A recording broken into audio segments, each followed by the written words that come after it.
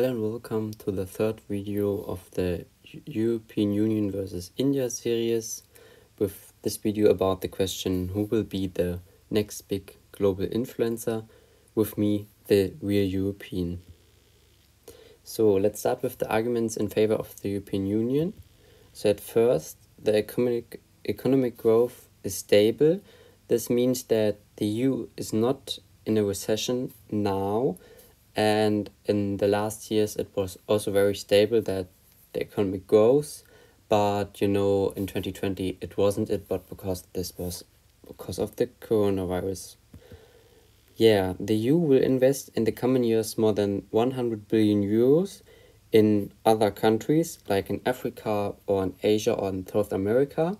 But if you have heard something from the BRI, so the Belt and Road Initiative from the Chinese government, then you know that this is not so much money like China has invested in the last years.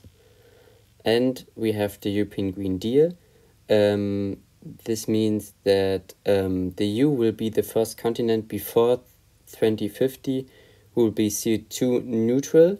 And this means that it's very good for the EU when they are working against climate change, because then there are new jobs. So the EU is saying on their website that more than 160,000 new jobs will be in future because of green energy. So there's a lot of work, and this means that there could be a lot of more economic growth and also for the EU as a power.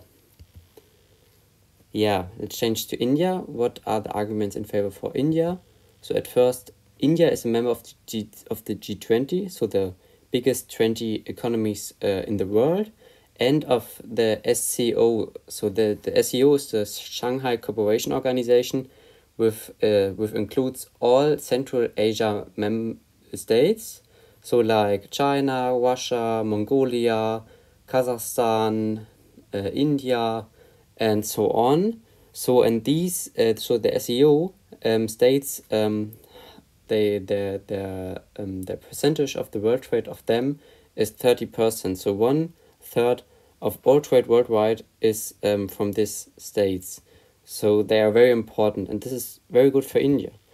And we have the second thing, that India is the so-called voice of the global south, because India is the biggest economy of all of these countries. So they saying that India can be their voice in the UN or other organizations, to be their big power who will say, okay, this or this decision is not good for the states of the south. So this could be very big power game for India in the future.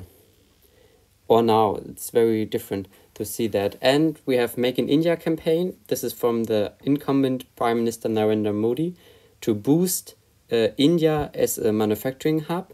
And this works very well. We have seen in the past some big announcement that companies will produce in India, like Apple with the iPhone 14 and 15.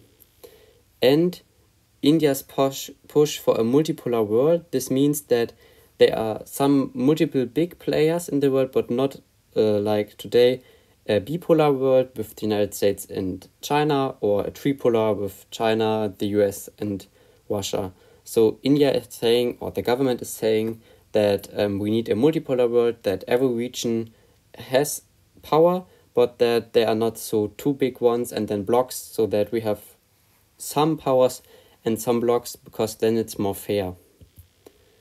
So the comparison, at first I will start with the EU. So the biggest problem for the European Union is today to be united. This means the politics, that we have 27 member states, and it's very hard for them to find a solution for problems and also for policies, how they will do something in the future or now, like the China policy, that there are different ways of the member states, so there's also no decision how to deal with China. So this will be a huge problem.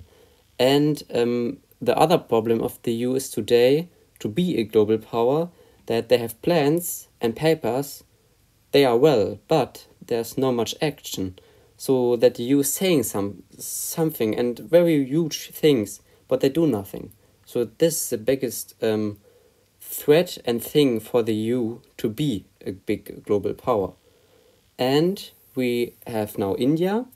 So India is now in the better position than the EU, because India is in this year the G20 leader.